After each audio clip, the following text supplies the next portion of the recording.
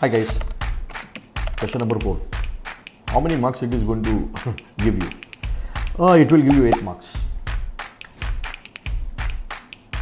Do we have option here, sir? Yes, we do have option.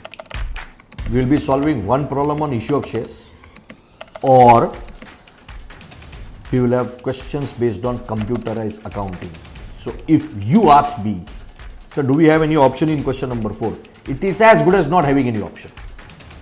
So just because you hate computers and you hate technology, we know that.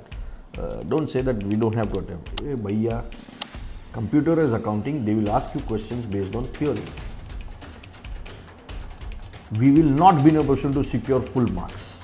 Whereas issue of shares, we will secure at least 8 marks out of 8 marks. We cannot practically secure more than 8 marks because the question is only of 8 marks, right?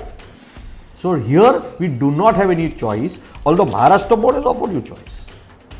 Correct? So I am telling you that in question number 4, we do not have any choice. We have to solve one problem on issue of shares, which can easily be over in 10 to 15 minutes.